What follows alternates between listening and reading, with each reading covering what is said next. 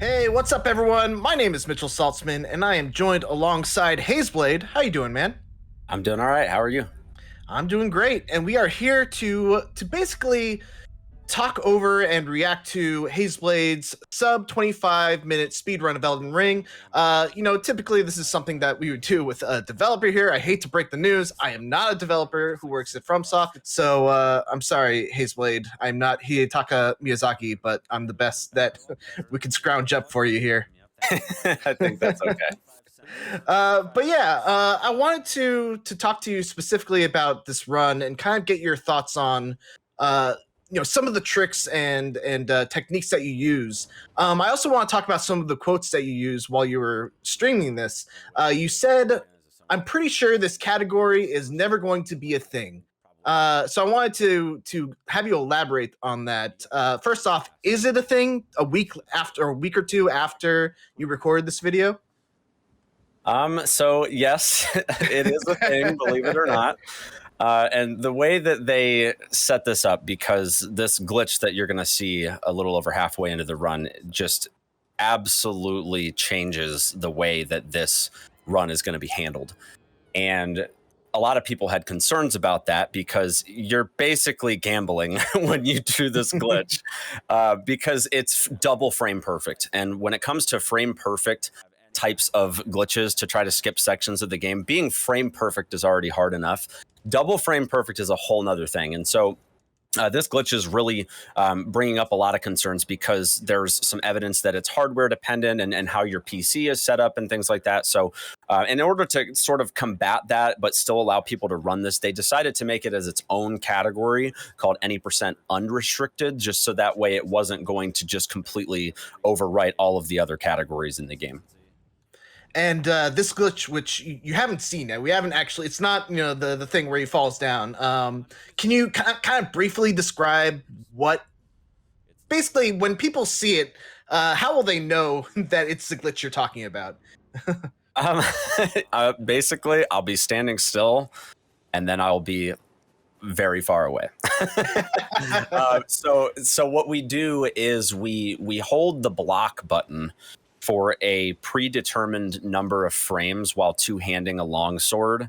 And you can do it with shields and other weapons as well, but the frame timings will change depending on what you have. So for the longsword, we're going to be using the Godskin Stitcher, and it is 139 frames total. And depending on how your computer is set up, your first input will either be somewhere between like 128 and 131 or 132 frames, and then the remainder of that to get up to 139 will be when you like tap and release the move forward button. And if you get the double frame perfect input correctly, then you'll zip across the map, and the results are highly unpredictable, so do that at your own risk. I read, I read and saw that people are actually turning down their graphical settings to make this glitch a little more reliable. Is that something that you did, or are you running at full resolution here right now? So I kind of played around a little bit across settings, but what we're really trying to do is get consistent frame time. So that has some bit to do with having stable frame rate, but like even having like a stable 59 or 58 FPS isn't enough. It has to be a very stable 60 FPS, and there's some other intervals that work too. But the most important thing is that you're not heavily fluctuating in the actual frame timing. So what we're shooting for is to try to be as consistently at 16.6 millisecond frame timings. And so obviously changing graphic settings and trying to lower resource load is a part of that. But what we've done in a lot of our research is we've really found out that it's not so much how much the burden is on your machine as much as it's just not things that are firing off in the background that are sort of like hammering your processor and your GPU and ultimately, causing those stutters. Because unfortunately for us, the game is incredibly under optimized on PC. So we're sort of at the mercy of just whatever the game deals to us. And so we have to just really mitigate as much as we can in the background to increase our chances of being able to actually get the glitch. For sure. So we're kind of talking ahead, talking about a glitch that's going to come up. Why don't you walk us through what your goal is, your most immediate goal is right now? I mean, this this speed run goes some places, but right now it's like you're in Limgrave. You're kind of going around the same path that people would normally take. It looks like right now you're taking the shortcut around Stormvale Castle to get to Liurnia. What's your most immediate goal right now in this run?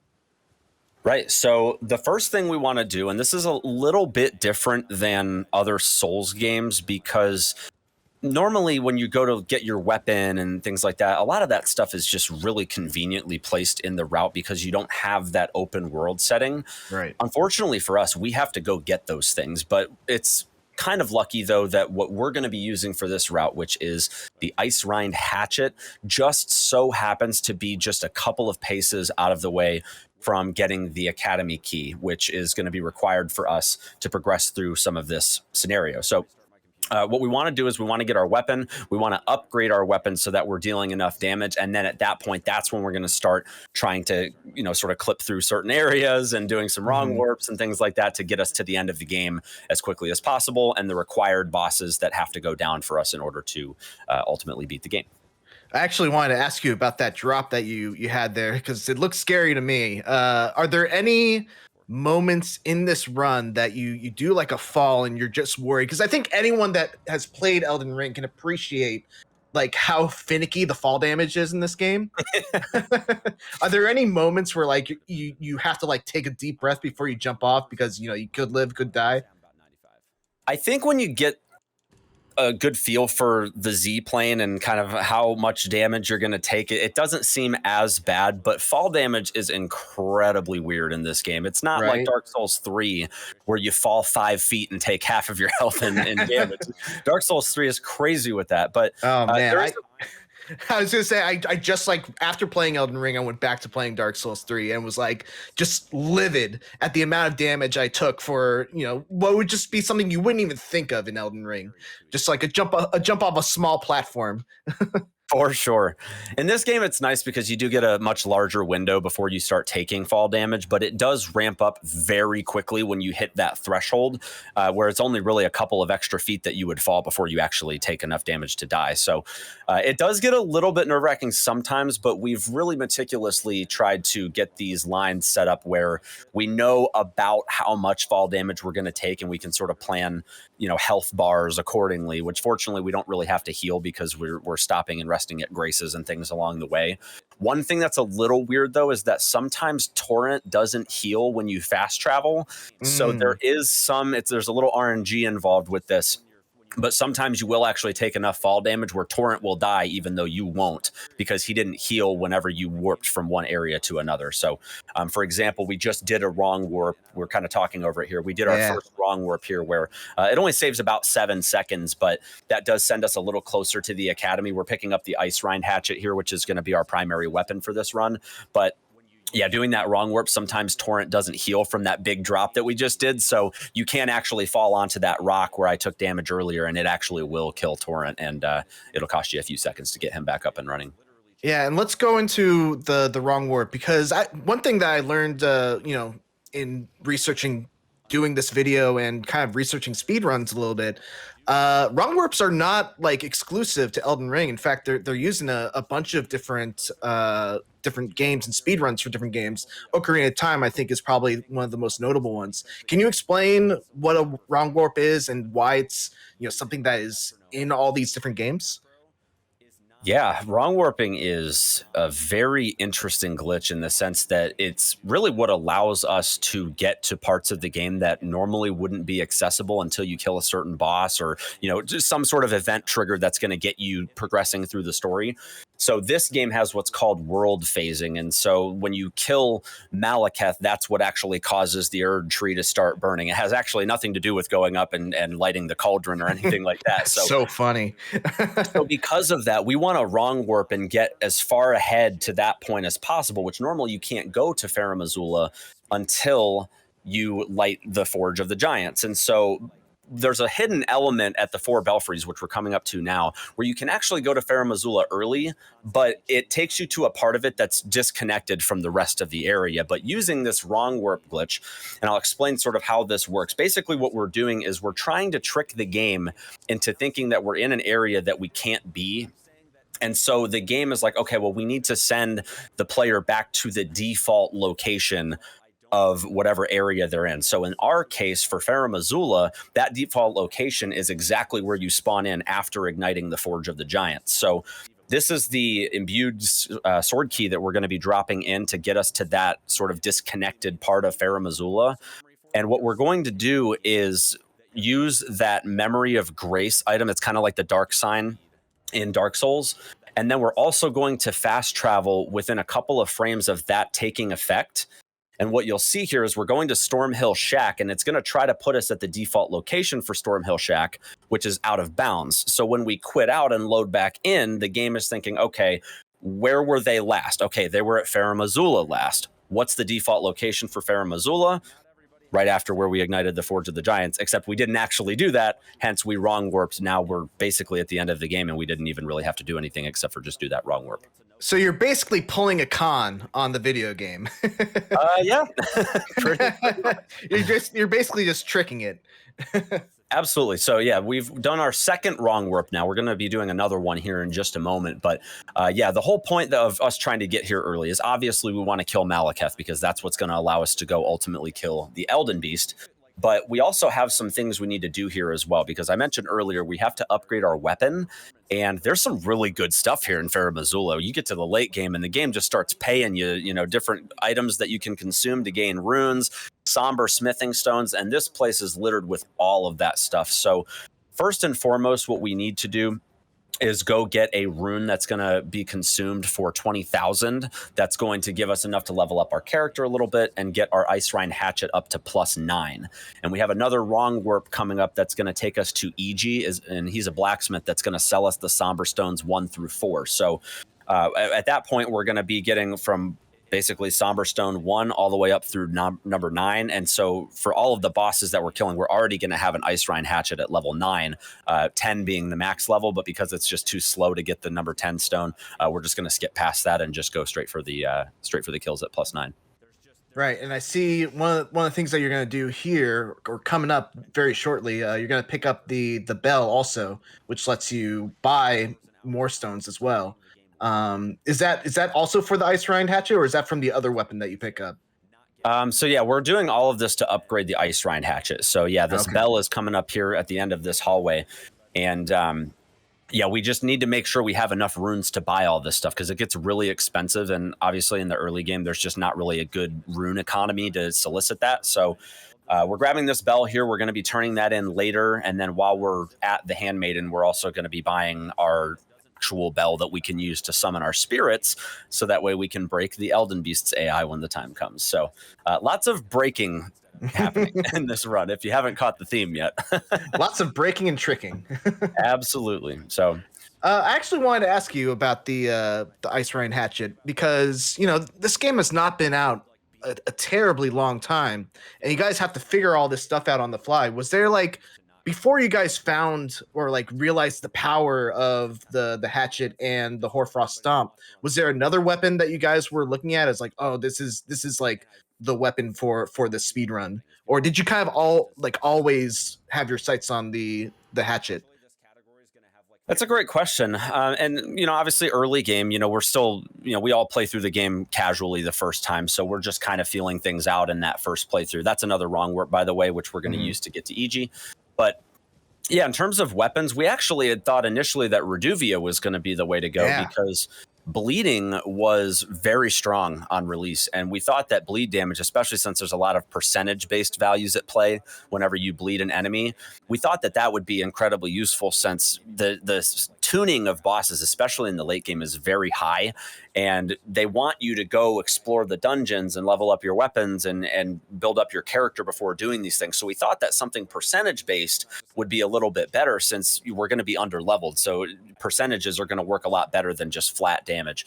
As we started to, you know, learn a little bit more about the run, though, and finding out that we could use Royal Knight's Resolve, which is going to give us an 80% amount of additional damage with Hoarfrost Stomp, plus when we frostbite an enemy, we get an additional 20% damage. That just put us way over the threshold that we were just like, yeah, no, we're not going to do bleed anymore. This is just way too many values at play where we're just dealing a lot of damage. So yeah, and it's worth pointing out too. We didn't point this out at the beginning, but this is pre the most recent patch where From Software has nerfed the damage and the cast speed actually of Hoarfrost Stomp.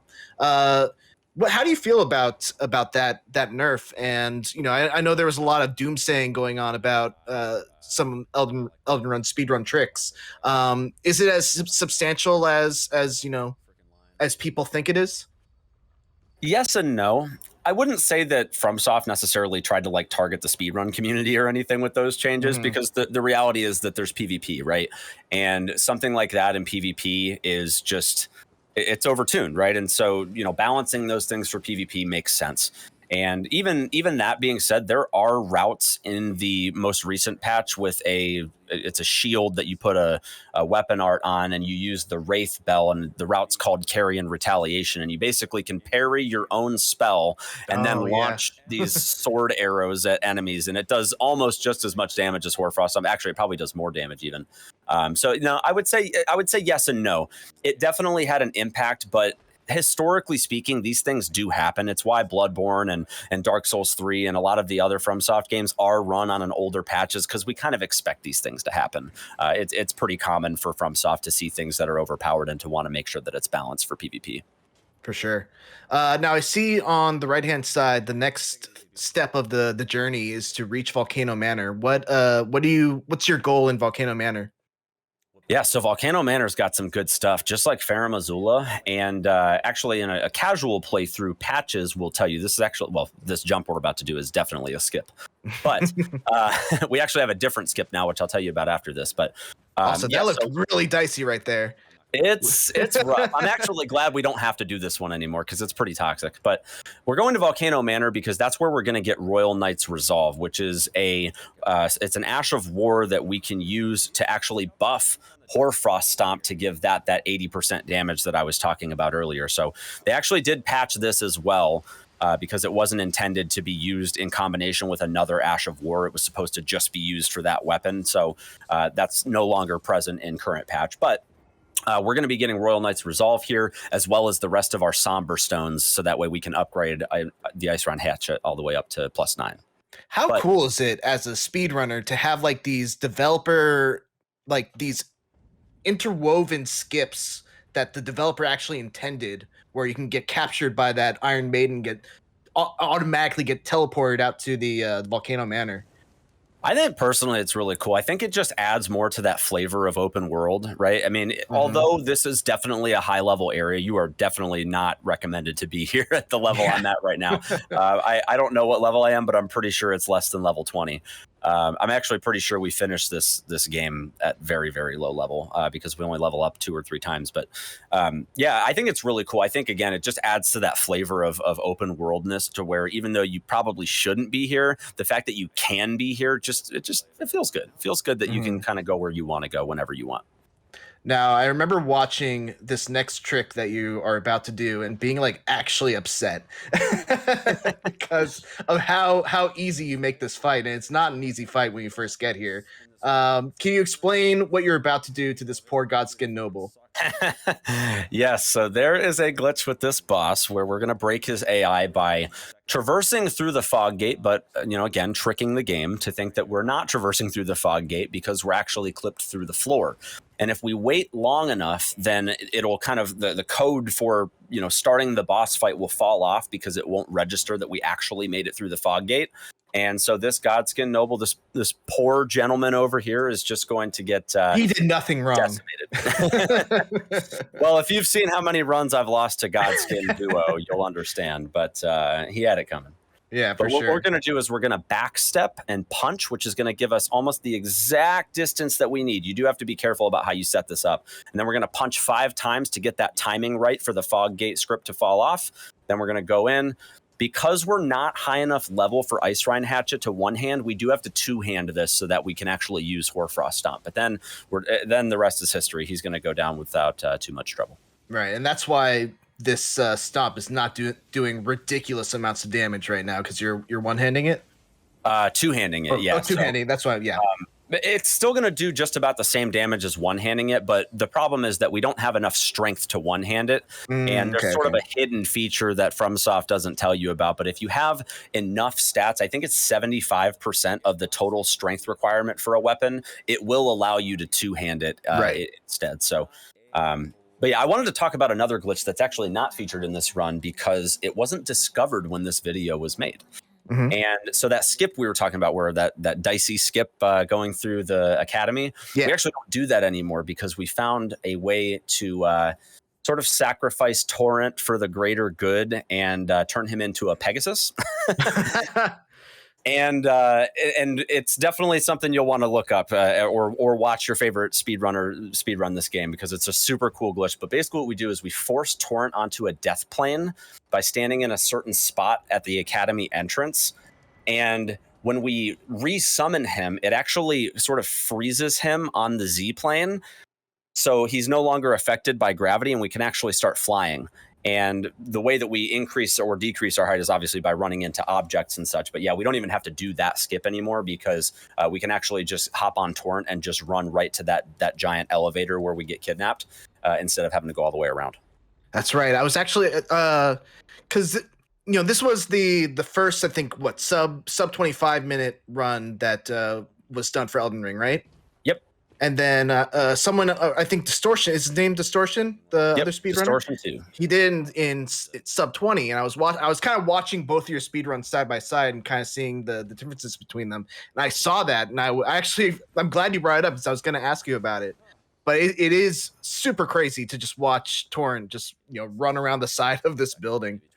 Absolutely, yeah, it's incredible, and it's a skip that is not used a ton in this route. We only do it the one time. Obviously that could change. We're still routing a lot through this category, but in all remembrances, it actually saves a very considerable amount of time because we've found ways to combine being in the Pegasus glitch and also going out of bounds and wrong warping to areas that you would normally have to progress all the way through. So Astel, for example, we can actually clip and go out of bounds to the Lake of Rot. Even though we're not even there, we can actually wrong warp to Astel without ever having to go all the way through the Eternal City and to progress through all of that giant area with the Lake of Rot. We just wrong warp there.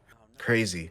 One of the things I'm seeing you do, and I wanted to get your kind of justification of it. You stop and go out to the main menu quite often. Is that do you do that depending on the situation, or is there a general reason for you to do that? Generally, we quit out if there's a way to save time. So if we're in the middle of a door animation or something like that, what we would want to do is quit out so that when we load back in, it skips that animation.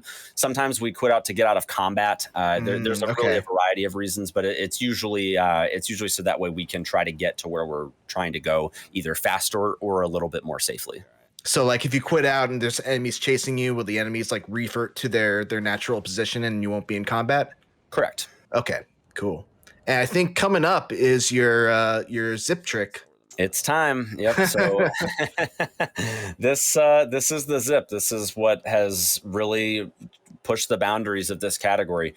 And there's actually, I think, 6 zips now in the route. So the sub 25 was just doing it the one time, but we've since found 5. I believe it's 5 more that we can do. So, we're just gambling all that much more on this category now. But here comes the block animation, and we're trying to go and get that double frame perfect input at 139 frames. So I'm using a metronome here. There is actually a way to look at your character's idle animation and do it without a metronome, which I do that now. I wasn't doing that before, now that we've learned a little bit more about it. But it's going to take me a few tries here. There it is. There's the zip. And now we're going to go kill Malekith. That's so crazy, man. So how consistent are you at this trick now?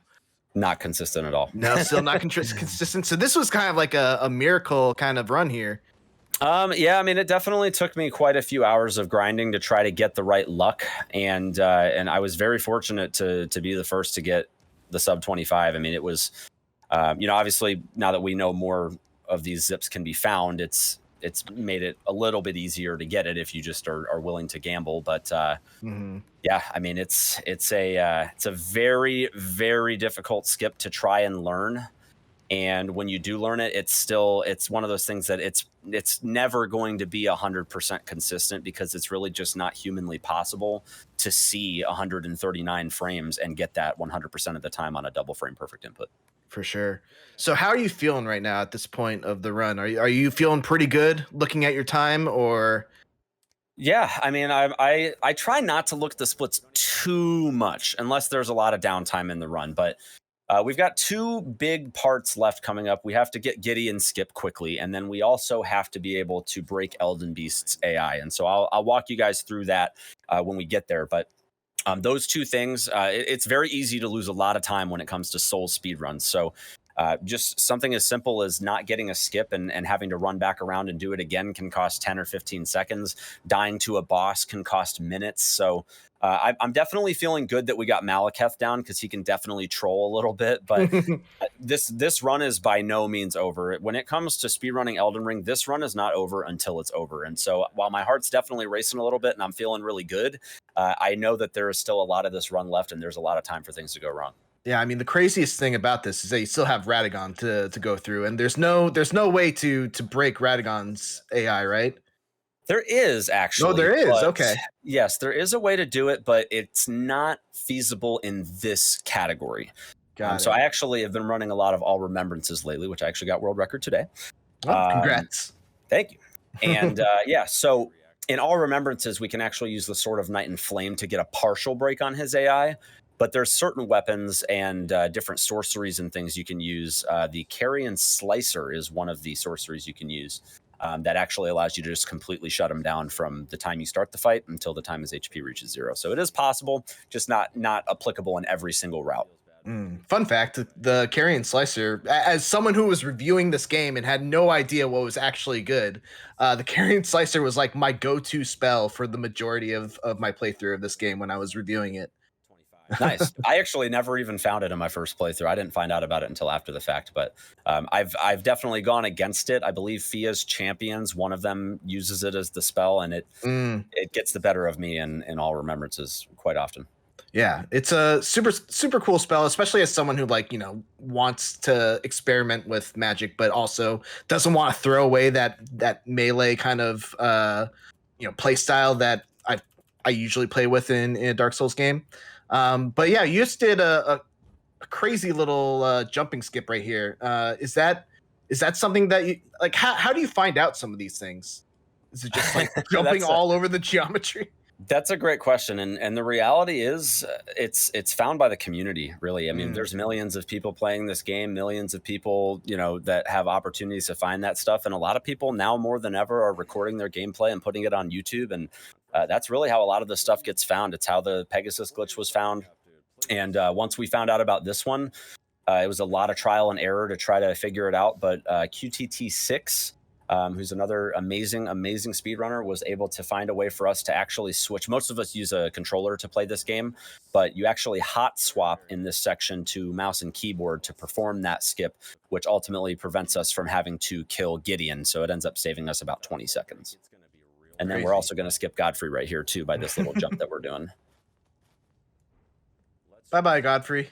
Yep. Yeah, he'll just sit there kneeling the whole He's time. just sleeping. So we don't worry about him. Yep. All right, now so this is kind of like the final moment where like you get. I remember watching this on your stream. You actually tell the chat like, okay, I'm focusing up. I'm not gonna talk to you guys for now, because actually you did a really good job of focusing on chat while you're going through the the rest of this run. How tough is this fight still for you? So the fight itself isn't so much tough as it is you just have to know what to do when. And so like this opener here is pretty consistent where he'll do that grab, but there's 2 or 3 different things that he can do, and it's a lot of just, it's not so much the difficulty, it's just you have to see and react quickly. And aside from that, this fight is actually very consistent, but it does take many hours of practice to be able to read his animations and know exactly what he's doing, and to be able to plan your fights accordingly. So we can definitely squeeze in some punishment here, and we're going to refresh that Royal Knight's Resolve. We can even get a stomp in before we roll out of the way there, and then that's going to go in for the kill there. And then at this point, we're setting up the Elden Beast break. So we need to summon these imps. We need to top off our FP bar and cast Royal Knight's Resolve. And just walking you guys through this real quick, this is very, very specific for as far as the setup goes. You want to get onto his side quickly and start dealing as much damage as possible, but get out of the way before the fire breath comes. And you're hoping that one of the fanged imps dies, so that way the other one is sort of on the other side, and it's kind of target based, where the Elden Beast just doesn't know what to do because the imp is kind of like clipped partially inside of it. And it doesn't know how to target you and target the imp, so it ends up just shutting down its AI completely, and we are just able to completely obliterate the boss at that point. Oh my god, dude. Not consistent, by the way. Not consistent. So it's another luck based thing. Well, congratulations. There it is. 24. When does the timer stop? Timer stops at the Elden Ring shot right there. It stops once we skip the cutscene before the credits. So right there, 24:37. 24:37. Congratulations, dude. That's an unbelievable accomplishment, I think. Thank you. All right, guys. Well, that is us reacting to Hazeblade's sub 25 speedrun, the world's first. And Hazeblade, thank you so much for joining us. Any channels, social media you want to plug here? Sure. Yeah. Thank you very much for having me, by the way. But yes, if you guys are interested in checking out my content, definitely head on over to twitch.tv/Hazeblade. I am a full-time streamer. I support my fiance and my 2 kids making this stuff for you guys full-time. So I greatly appreciate you having me. You guys can also follow me on social media at Hazeblade TV. And that's it for me, guys. So again, thanks so much. And I hope you guys enjoyed. Awesome. Well, thank you guys so much for watching, and for everything else, keep it here on IGN.